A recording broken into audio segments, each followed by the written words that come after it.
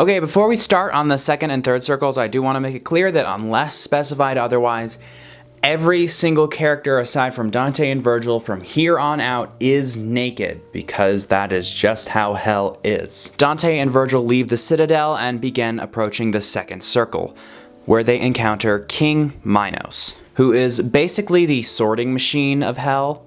Souls will approach him and are supposedly so terrified of him that they will immediately start confessing their sins, to which King Minos will pick them up with his tail and just fling them to the correct place in hell. King Minos was a character from Greek mythology. He was a son of Zeus and Europa, and he became king of Crete. He was so famous and revered for his wisdom and knowledge that when he died, Dante said that he should become the judge of hell. He is described as being this enormous bull-man hybrid.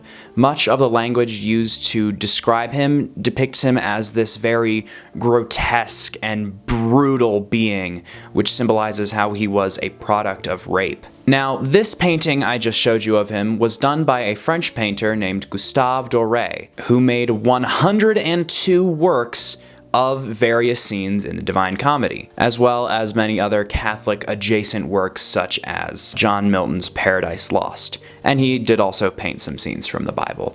Very cool artist, and I'm going to be using a lot of his paintings because they are in the public domain, and I like them. It is important to say that not all of them are completely accurate to the story, such as this one with Minos. He is more of a man than a bull, although that is not how he is described in the story. A lot of the souls depicted in these paintings are clothed, and that is not accurate to the story, so I'm just getting that out of the way now, but I am going to be using these. Also, I'm trying another new filming setup. The light is up there now, so hopefully I don't have that horrible lens glare again. This is also a good place to mention the layout of hell itself. It is shaped like an inverted circular pyramid, basically. Each layer is further down and smaller in circumference than the previous. Layers 1 through 6 are just regular concentric rings, with 7 having 3 smaller rings. Each layer of hell is for a different sin, and each concentric ring within a layer is for a different type of that sin. So this is a side profile of the first 7, roughly outlining important landmarks and the path that the poets took. I will be referencing this illustration as we go, along with this one. The bottom of Tier 7 has a massive cliff that drops a long way down to Tier 8. Tier 8 is pretty much the same as the last 7, but instead is made up of 10 smaller concentric circles called the buljas. These buljas all hold the same type of sinner, the fraudulent, but each is a different kind of fraud. And in the middle of Circle 8, there is a collection of massive wells that drop down to the 9th circle, which is a giant frozen lake beneath Tier 8.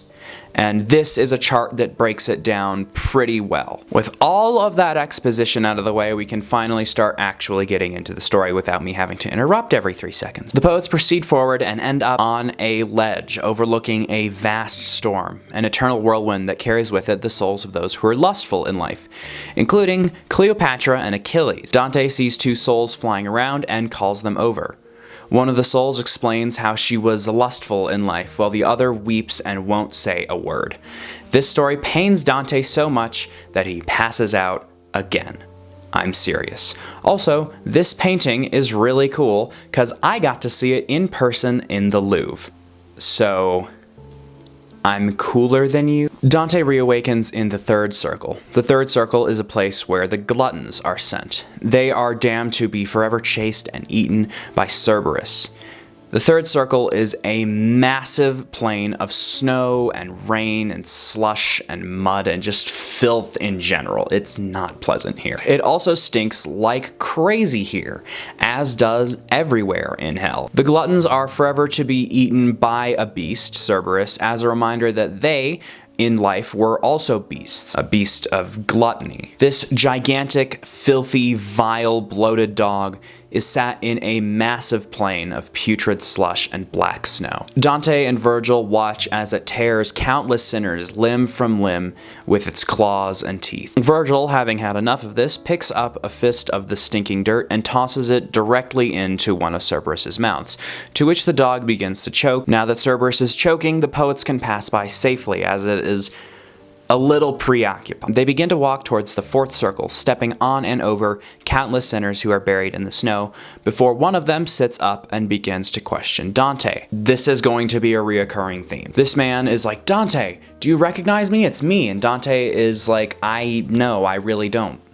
The years of torment and sin have made me forget who you are and what you looked like." So the man, very conveniently to the plot, introduces himself as Siacho the Hog, a man who Dante knew in life. So Dante asks him about his other companions, whose names I'm gonna butcher, I'm so sorry. Farinata, Tequiaio, Jacopo, and Mosca. Siacho says, "Oh yeah, they're further into hell. If you're going that way, you'll probably see them." And then begins begging Dante, "If you ever make it out of this horrible place, please speak of us so that we may be remembered." With that, he lies back down into the snow and the poets leave. As they walk, Dante asks one of the only actually interesting questions that is asked in the entire book. What is going to happen to the sinners in hell when Judgment Day arrives? Will they be freed from their torment? And Virgil's like, "Oh, Dante, you silly goose, of course not. It's gonna be worse." Dante is understandably confused by this and asks Virgil to elaborate, to which Virgil goes on a very long rant about perfect suffering. Perfect suffering is the idea that when the rapture happens, these souls will not be freed from hell, but instead their torment will be made worse in every way imaginable, as that is what they deserve, and it will be perfect. So, that's kind of weird.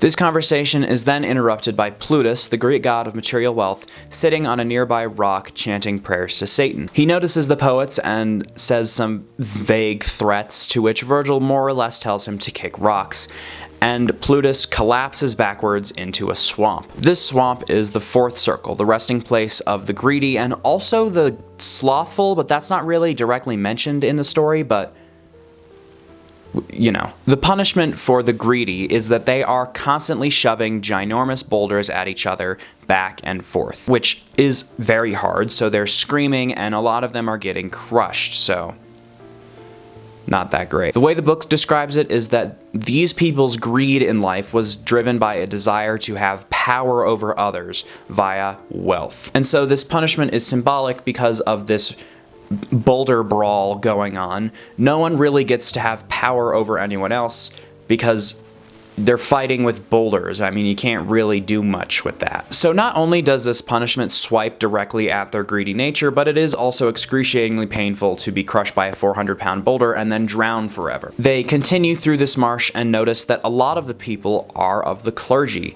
Bishops and cardinals and popes are all just in the swamp. They continue on and Virgil makes a hard pivot into explaining the Dame Fortune to Dante. The Dame Fortune is depicted as a woman holding a spinning wheel of chance. It is described that she is responsible for every change that happens. Seasons, night and day, empires rising and falling, all because of her, the Lady of Permutations. The Dame Fortune is a figure from medieval mythology, and Dante is using her as a force of nature who serves the Catholic God. And then we're gonna stop there for now, because after this, the videos are gonna get considerably longer, so